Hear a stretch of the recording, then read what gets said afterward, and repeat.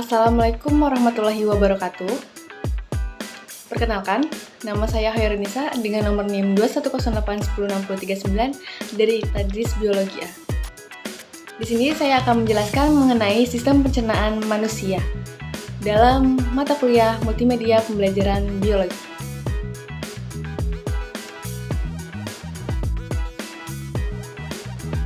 Dengan dosen pengampu Bapak Asep Mulyani, MPD.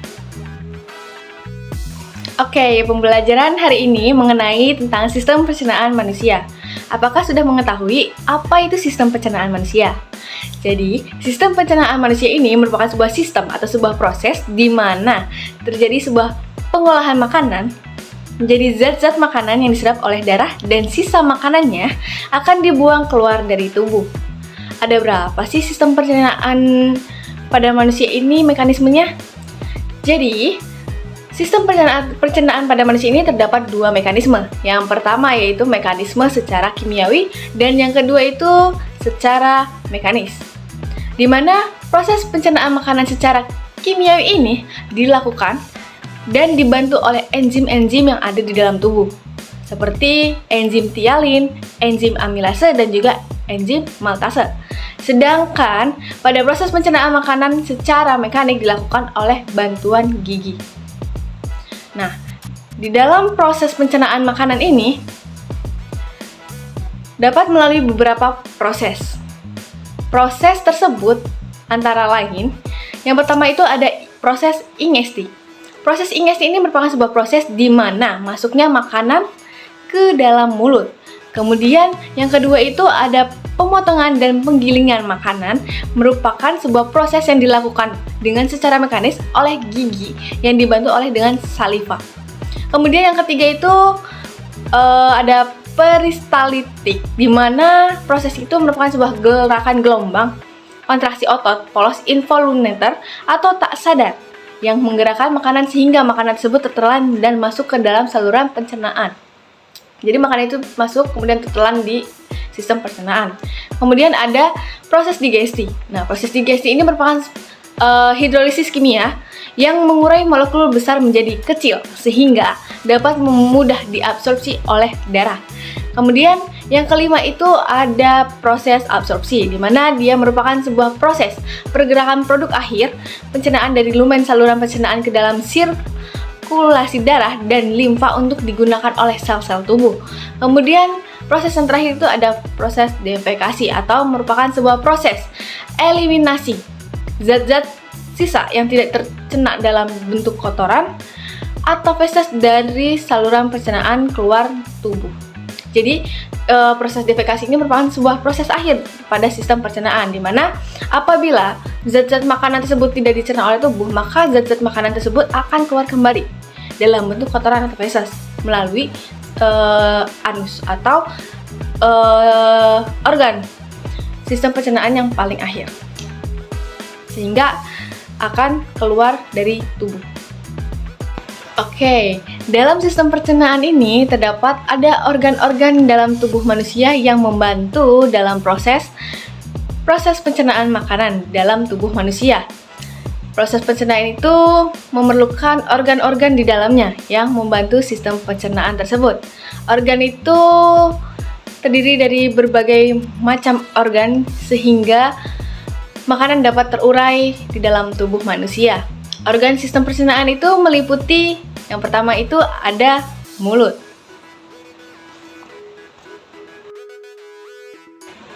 Di dalam sebuah proses pencernaan makanan, di dalamnya tersebut terdapat sebuah organ-organ atau organ-organ tubuh manusia yang dapat membantu pada proses pencernaan makanan di dalam tubuh manusia ini. Proses sistem pencernaan ini membutuhkan organ yang menjalankan kerjanya di dalam tubuh manusia, sehingga pada proses pencernaan makanan itu akan lancar. Dan organ tersebut meliputi yang pertama itu ada mulut atau dengan nama latin Chapemoris, kemudian ada tekak atau disebut faring, ada kerongkongan atau esophagus, kemudian ada lambung atau ventriculus, kemudian ada usus halus atau duodenum, ada usus besar atau kolon, kemudian ada rektum dan anus. Nah, dalam sistem pencernaan tersebut juga ada kelenjar pencernaan yang terdapat pada kelenjar ludah yang biasa disebut sebagai saliva, ada lambung, pankreas, dan hati atau hepat. Dalam sistem pencernaan ini terdapat organ-organ yang bekerja di dalamnya. Organ-organ sistem pencernaan itu ada meliputi mulut. Yang pertama itu mulut. Mulut merupakan organ pencernaan makanan. Pada organ mulut ini terjadi pencernaan makanan secara mekanis yang dilakukan oleh gigi dan pencernaan makanan secara kimiawi yang dilakukan oleh enzim. Enzim apa saja sih yang menjelaskan mengenai proses pencernaan makanan dalam mulut? Enzim tersebut meliputi yang pertama itu ada enzim amilasa atau ptialin. Kemudian enzim ini dapat mengurai amilum atau polisakarida menjadi maltosa atau disakarida. Kemudian pada organ pencernaan mulut ini mempunyai berbagai macam bagian-bagian yang ada di dalamnya. Berikut bagian-bagian yang ada di dalam mulut atau anatomi mulut pada sistem pencernaan. Nah, pada organ mulut ini yang pertama itu ada bibir. Nah, bibir pada bagian mulut ini merupakan bagian yang berfungsi untuk menerima makanan dan membantu menghasilkan suara. Bibir tersusun dari otot rangka dan jaringan ikat. Pada bagian luar bibir dilapisi kulit yang mengandung folikel rambut, kelenjar keringat, dan sebasia. Bagian transisional tampak berwarna merah karena di dalamnya itu mengandung banyak pembuluh kapiler. Bagian permukaan dalam bibir terdiri atas membran mukosa. Kemudian ada gigi. Gigi ini merupakan bagian yang mempunyai fungsi untuk menggigit, memotong, menyobek, dan mengunyah makanan. Selain gigi ini dapat mampu mengunyah makanan, gigi juga mempunyai fungsi lain. Fungsinya itu untuk menambah nilai estetika atau membentuk wajah, serta untuk membantu berbicara. Ketika makanan yang masuk ke dalam mulut, makanan itu selanjutnya akan dipotong pada bagian gigi, sehingga makanan tersebut akan menjadi lebih kecil dan tercampur dengan ludah atau saliva untuk membentuk bolus yang mudah ditelan oleh tubuh. Nah, struktur gigi ini terdiri dari 3 bagian. Yang pertama itu ada korona atau mahkota, seperti ini. Ada leher gigi atau kolum yang diselubungi oleh gusi, dan akar gigi atau radix yang merupakan bagian tertanam di dalam rahang. Anatomi gigi itu terdiri dari 4 lapisan. Yang pertama itu ada emal.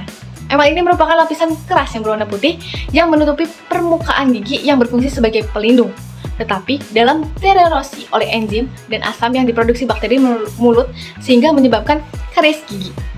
Dentin atau tulang gigi merupakan sebuah lapisan sebelah dalam dari emal yang berwarna kekuningan. Kemudian ada anatomi gigi yaitu cementrum atau merupakan sebuah lapisan luar akar yang berbatasan dengan tulang rahang yang mempunyai fungsi membantu menahan gigi agar tetap melekat pada gusi atau gingiva. Kemudian ada bagian pulpa atau rongga gigi. Nah, pada bagian pulpa ini di dalamnya terdapat pembuluh darah dan serabut saraf yang menjulur hingga ke akar gigi. Selanjutnya itu bentuk gigi. Berdasarkan bentuknya itu dapat dibedakan menjadi 4. Yang pertama itu ada gigi seri atau disebut sebagai incisivus yang berfungsi untuk memotong makanan. Kemudian ada gigi taring atau caninus yang berfungsi untuk menyobek makanan. Ada gigi geraham depan atau premolar yang berfungsi untuk mengunyah makanan, dan ada gigi geraham belakang atau molar yang berfungsi untuk mengunyah makanan dan menghaluskan makanan. Nah, pada manusia ini memiliki 2 susunan gigi. Yang pertama itu ada gigi primer atau disebut juga sebagai gigi sulung. Nah, pada gigi primer ini, gigi ini akan tumbuh pada usia sekitar 6 sampai 26 bulan atau dalam jumlah 20 buah. Pada usia sekitar 6 sampai 14 tahun, gigi primer ini akan copot dan kemudian digantikan oleh gigi perman atau gigi primer ini disebut juga sebagai gigi susu. Nah, kemudian selanjutnya itu ada gigi sekunder atau gigi permanen atau juga disebut sebagai gigi tetap, di mana gigi tersebut berjumlah 32 buah, tumbuh pertama kali pada usia 6 tahun. Kemudian bagian pada mulut itu terdapat lidah. Nah, lidah ini berfungsi untuk menggerakkan makanan saat dikunyah atau ditelan. Nah, lidah ini juga mempunyai fungsi lain, di mana pada lidah ini dapat merasakan rasa atau berfungsi untuk mengecap rasa dan membantu produksi suara untuk berbicara juga. Pada permukaan bagian dorsal lidah terdapat papila-papila yang membentuk tekstur kasal, di mana papila fungiformis dan sirkumvalata ini pada lidah ini mempunyai kuncup-kuncup pengencap rasa. Pada bagian otot lidah terdapat sebuah kelenjar. Nah, kelenjar tersebut itu bernama kelenjar von Ebner yang menyekresikan cairan. Cairan tersebut akan bercampur dengan makanan yang membantu mengencap rasa, sehingga tubuh manusia itu atau lidah ini dapat merasakan rasa, baik rasa manis, asam, pahit, dan sebagainya. Kemudian ada kelenjar saliva.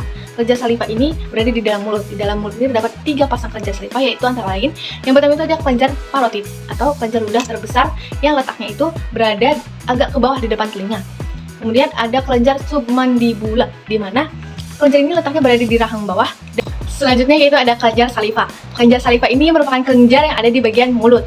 Nah, di mana kelenjar ini terdapat 3 pasang kelenjar saliva yang ada di mulut. Yang pertama itu ada kelenjar parotid. Kelenjar parotid ini merupakan kelenjar ludah terbesar, di mana kelenjar ini letaknya ada di bawah di depan telinga. Kemudian yang kedua itu ada kelenjar submandibula atau kelenjar yang letaknya itu berada di rahang bawah. Kemudian yang terakhir itu ada kelenjar sublingual atau kelenjar yang letaknya berada di bawah lidah dekat kelenjar submandibula. Nah, apa sih fungsinya kelenjar saliva ini? Fungsi dari kelenjar saliva ini untuk membantu melarutkan makanan untuk mengecap rasa, kemudian untuk membantu melembabkan dan melunasi makanan agar mudah ditelan, kemudian untuk membantu menguraikan amilum menjadi maltosa, dan untuk membantu membuang asam urat, urea, virus, logam, dan obat-obatan yang disekresi ke dalam saliva, dan zat antibakteri dan antibodi untuk membantu membersihkan rongga mulut dan mencegah kerusakan gigi. Nah, kelenjar saliva tersebut terdiri dari beberapa komposisi yang ada di dalamnya. Komposisi kelenjar saliva ini yang pertama itu ada sekresi serulosa, yang dimana sekresi serulosa ini mengandung 98% air, kemudian mengandung enzim amilase dan ion atau natrium, klorida, bikarbonat, dan kalium. Kemudian ada sekresi mukus. Sekresi mukus ini lebih kental serta mengandung glikoprotein atau musin, ion, dan air. Organ sistem pencernaan makanan yang kedua yaitu ada faring. Faring ini merupakan organ pada sistem pencernaan makanan ini yang berada di bagian tengah leher. Nah, letak faring ini diapit oleh saluran rongga hidung dan juga laring yang merupakan bagian dari saluran pernapasan pada bagian atas. Nah, faring ini berbentuk seperti tabung yang berhubung dengan rongga hidung, rongga telinga tengah, dan juga laring. Nah, hubungan faring ini mempunyai hubungan yang sangat penting dalam produksi suara, memungkinkan manusia juga untuk bernapas menggunakan mulut, serta memasukkan makanan melalui hidung bagi kebutuhan medis. Nah, faring ini berfungsi untuk membawa makanan dari rongga mulut menuju ke kerongkongan atau esofagus. Kemudian selanjutnya itu ada bagian sistem pencernaan makanan yang ketiga, yaitu ada bagian organ kerongkongan atau esofagus. Kerongkongan ini merupakan salah satu bagian organ tubuh yang berupa tabung otot berongga yang memanjang dari leher hingga lambung dan mempunyai peran penting dalam sistem pencernaan, di mana kerongkongan atau esofagus ini mempunyai fungsi untuk menggerakkan makanan dari faring menuju ke lambung dengan gerakan peristaltik. Nah, panjang esofagus ini sekitar 25 cm dengan diameter 2,54 cm. Di dalam itu terdapat mukosa esofagus yang memproduksi mukus untuk melumasi dan melindungi esofagus. Akan tetapi tidak menghasilkan enzim pencernaan pada bagian kerongkongan esofagus ini.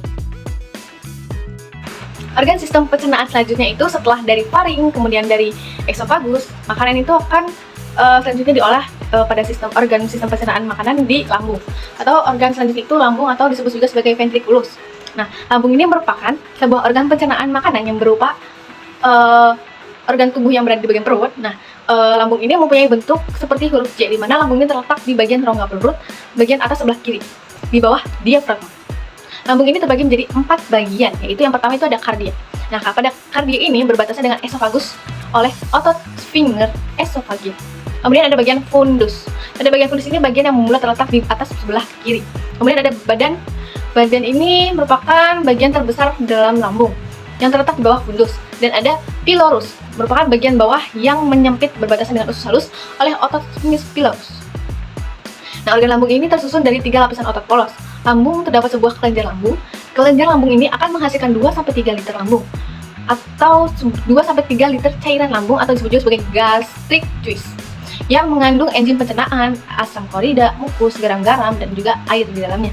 Nah, masuknya makanan ke dalam mulut ini dapat merangsang sekresi cairan lambung.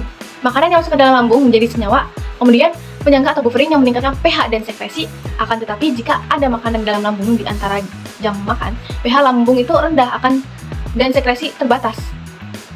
Hormon gastrin pada lambung merangsang sekresi asam lambung atau HCI. Asam lambung mematikan bakteri-bakteri dalam makanan.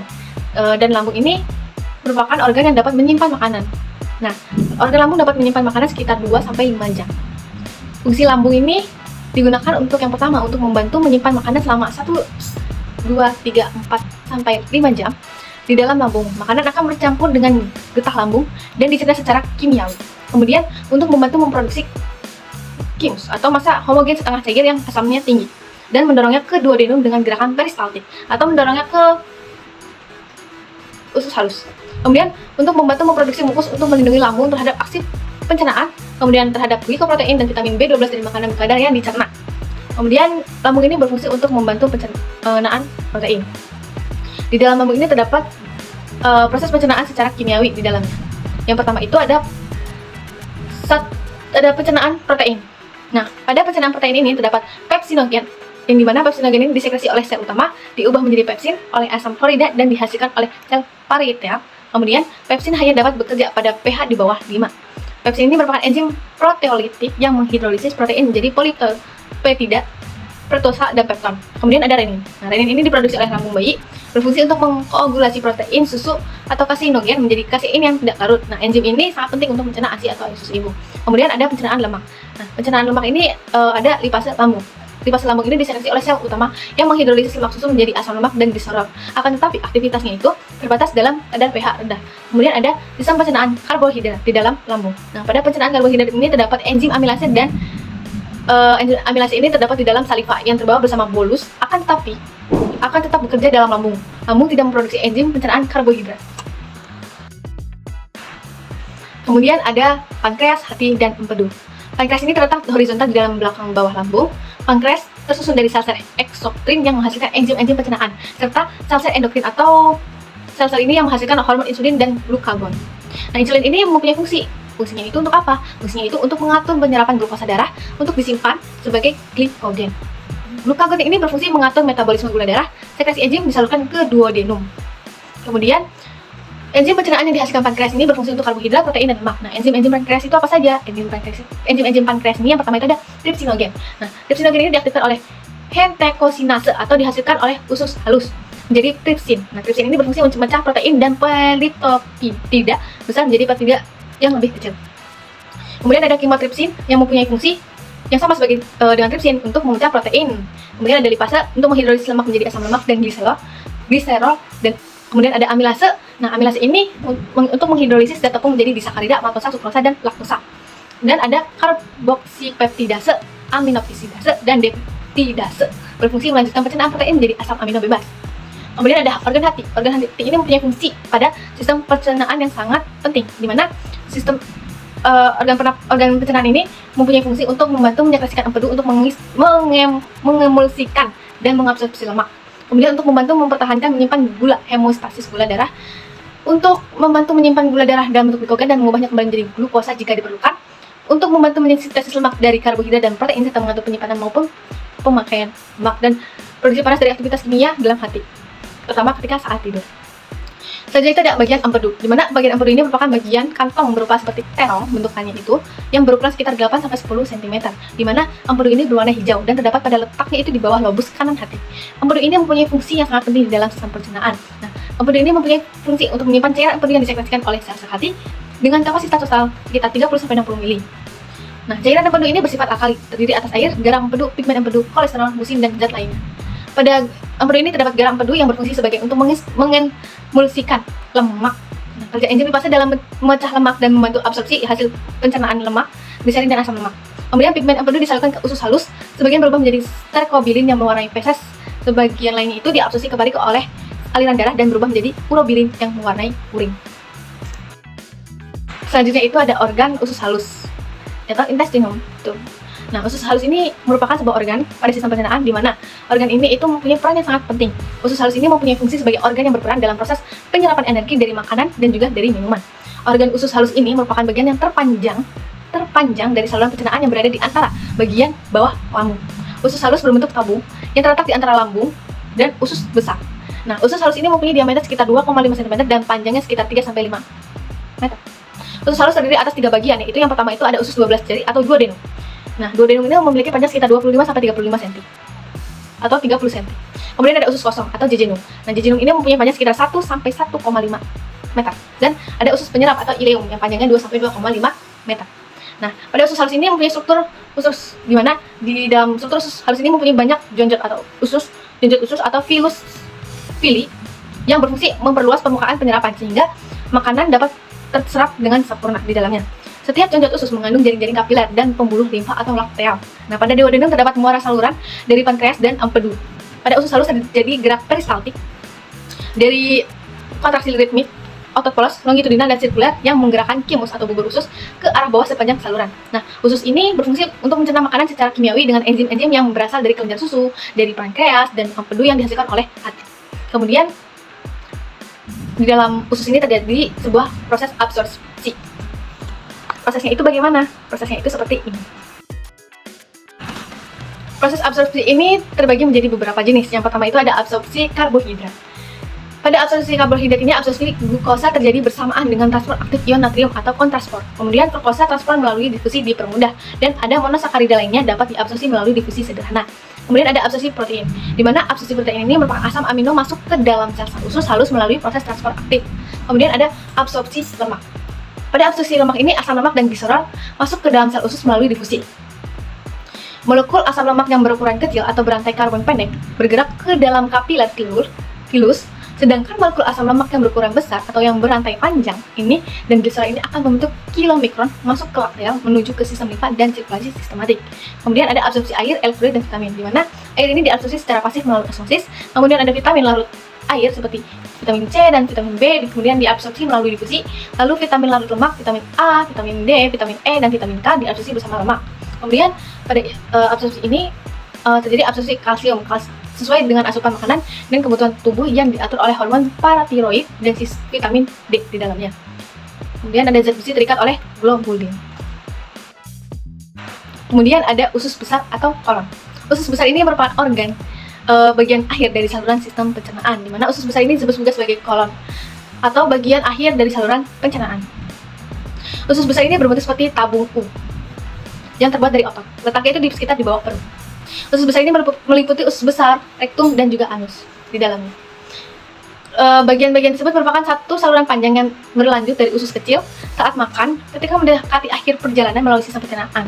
Nah, jadi ketika makanan masuk ke dalam mulut, kemudian masuk ke dalam faring, kemudian akan masuk ke esofagus, selanjutnya akan masuk ke dalam lambung, kemudian ada hati, empedu, kemudian ada pankreas, kemudian selanjutnya itu masuk ke dalam usus halus, kemudian usus besar. Nah, pada usus besar ini lanjutan akhir dari sistem pencernaan. Usus besar ini mengubah sisa makanan menjadi tinja dan mengeluarkannya dari tubuh ketika saat seseorang membuang air kencing atau feses kotoran. Nah, usus besar ini tidak mempunyai jonjot usus, tetapi dia mempunyai daya renggang yang cukup besar. Usus besar ini terdapat beberapa bagian di dalamnya. Nah, yang bagian yang pertama itu ada sekum. Bagian usus besar sekum ini merupakan kantong tertutup dan memiliki appendix vermiform atau umpai cacing. Kemudian ada bagian kolon. Bagian kolon ini terbagi menjadi kolon menanjak atau ascendent, kemudian ada kolon melintang transversus, ada kolon menurun descendant, dan ada kolon sigmoid berbentuk huruf S. Kemudian ada rektum. Nah, rektum ini mempunyai panjang sekitar 12-13 cm, tersusun dari mukosa saluran anal berupa lipatan-lipatan vertikal yang berisi arteri dan vena. Kemudian ada filter anal otot polos serta filter anal otot rangka yang mengitari sekitar anus. Kemudian usus besar ini pada sistem pencernaan ini mempunyai peran yang sangat besar dan peran yang sangat penting di dalamnya, di mana pada proses pencernaan makanan ini, yang pertama itu usus besar itu berfungsi untuk membantu mengabsorpsi sekitar 80% sampai 90% air dan elektrolit dari kimus yang tersisa sehingga kimus menjadi sepi padat. Kemudian berfungsi juga sebagai untuk memproduksi mukus yang tidak mengandung enzim. Kemudian selanjutnya itu usus besar ini mempunyai fungsi untuk sebagai tempat bakteri yang mampu mencerna sedikit selulosa dan memproduksi sedikit kalori, tetap menghasilkan vitamin K, riboflavin, tiamin, dan juga gas.